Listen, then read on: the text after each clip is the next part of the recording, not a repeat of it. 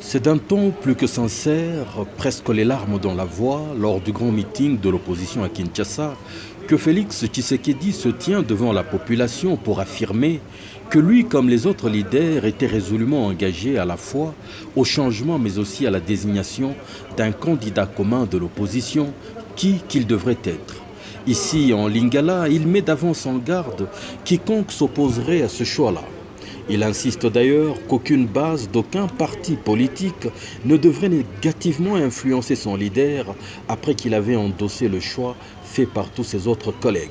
Eloko tosali awa lelo na miso na bino peuple mokonzi pe na miso nzamba aza kotala biso likolo ezali tomeli mbondo ya kotrahir peuple te oyo ya kotrahir peuple kombo na ye likama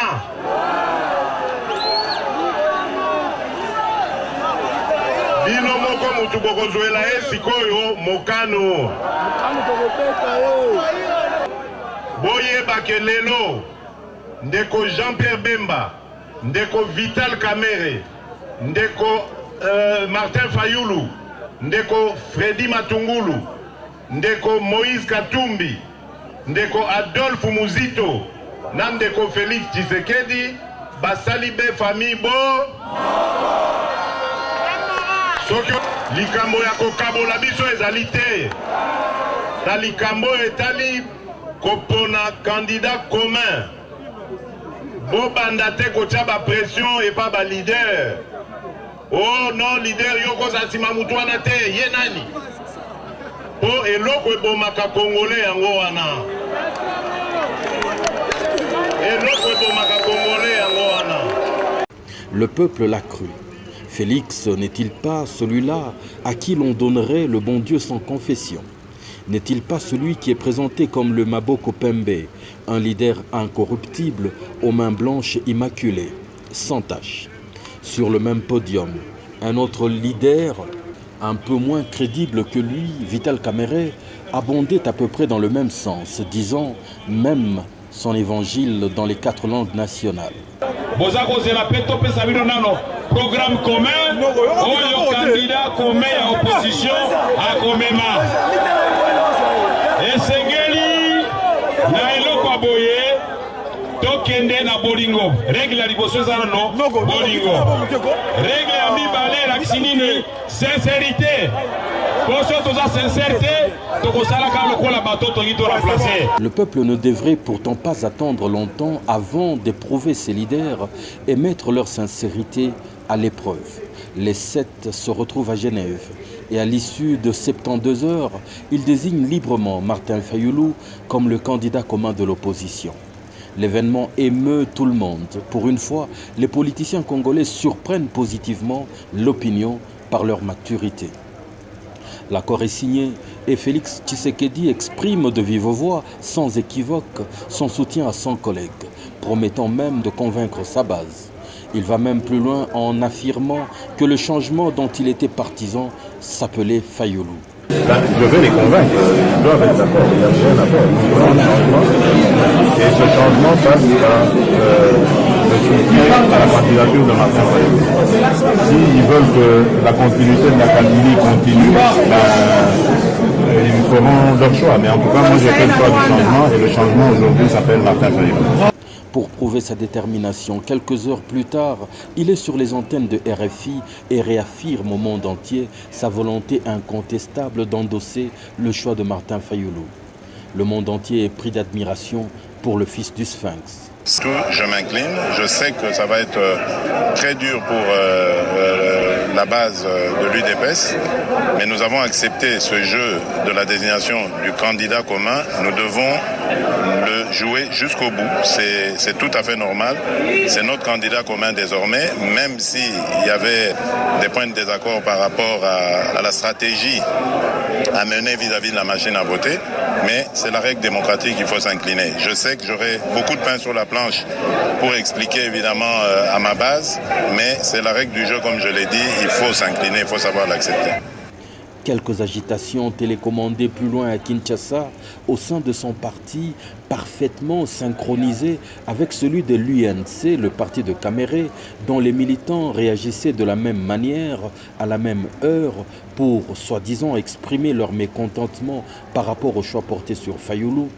Coup de tonnerre, Félix Tshisekedi, sur les ondes de Top Congo FM, annonce le retrait de sa signature de l'accord de Genève moins de 24 heures après. Pour la forme, il lit un texte, le téléphone en haut-parleur, pendant que quelqu'un d'autre le filme et l'enregistre. J'assume ce que je dis, je vais me retirer, je retire ma signature au nom de l'UDPS de cet accord que nous avons signé à Genève hier dimanche 11 novembre. Je ne peux pas aujourd'hui me permettre d'être ou d'aller en contresens avec, par rapport à cette base, sinon alors je signerai ma mort politique. Nalikambo etali kopona candidat commun. Bobandate kotia ba pression et pas ba leader. Oh non leader yoko sasima mutwana te yenani. Po eloko ebomaka congolais yango wana. C'est exactement la même forme qu'empruntera Vital Kamerhe quelques minutes plus tard sur la même radio pour également récuser sa signature. M'enjoint de tempérer dans le sens de la demande de la base. Et je ne voudrais pas ici commenter la décision de l'addiction politique nationale chez nous, parce qu'elle est au-dessus de ma personne, selon nos statuts. Je ne peux qu'obtempérer. Donc, j'annonce que je retire ma signature pour respecter la volonté de la base. Le dégoût et le choc dans l'opposition sont tellement grands que l'on se rappelle de ces paroles de Nelson Mandela qui affirmait qu'un homme qui ne savait pas tenir sa parole n'était pas digne de diriger une nation.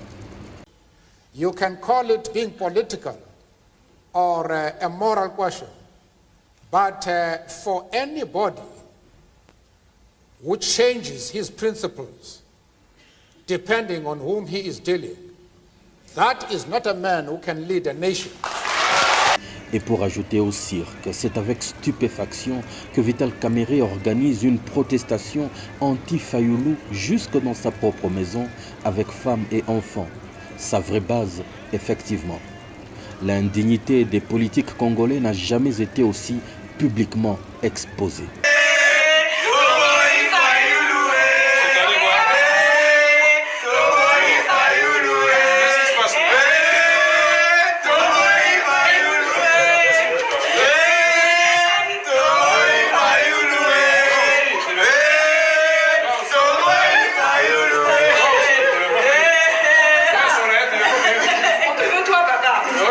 Dans l'entretemps, c'est un Martin Fayulu révulsé qui apparaît sur les antennes de TV5 Monde pour s'interroger sur les valeurs que ces leaders inculquaient à nos propres enfants.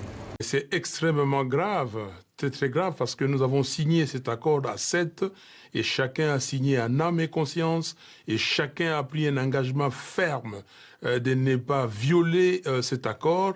Et aujourd'hui, quel signal on donne aux enfants et quel signal on donne à la population et surtout nous de l'opposition qui disons tout le temps que le pouvoir kabyliste ne respecte pas les textes, ne respecte pas la Constitution. Mais si nous-mêmes déjà on commence à ne plus respecter nos textes, et c'est grave, nous disons aux enfants que voilà, j'ai fait la politique pour moi, pour mon clan, pour mon parti et non pour le bonheur du peuple congolais. Non, je suis totalement révulsé. Dans cette saga, il y a en définitive plus de questions que de réponses, mais surtout une découverte, celle de la vraie nature de Félix Tshisekedi à l'étonnement général. Pour Kamerhe, c'est juste un remake de son exercice favori, celui qui lui a valu le surnom de Caméréon. L'on ne savait pas que le fils du Sphinx excellerait dans un tel exercice, en réuniant sa parole, sa signature, avec une bouleversante facilité, comme si de rien n'était. Une découverte qui se fait à quelques jours des élections où le peuple sait que devant lui se tient un homme qui devrait supporter la pression de plus de 80 millions de Congolais, mais qui est incapable de gérer une poignée d'une dizaine d'individus téléguidés dans une parcelle de Limete. Au-delà de cela, l'opinion sait désormais ce que vaut en réalité la signature de celui qui voudrait accéder à la tête du pays. Rien du tout. Les partenaires internationaux, les investisseurs ont ici le privilège de le découvrir avant et de savoir quel genre d'interlocuteur ils devraient avoir. Et pourtant, que n'a-t-on pas entendu de la bouche du même homme lorsqu'il fallait fustiger la manière dont la Kabylie manquait au respect de ses engagements? La déception est réelle. À quoi joue Félix? En tout cas pour le PPRD, c'est lui, le meilleur opposant. Je suis content du comportement de Félix Tshisekedi. Je dis à tous les Congolais, Félix Tshisekedi c'est un patriote. C'est un nationaliste. Félix Tshisekedi c'est l'homme qu'il faut pour l'opposition.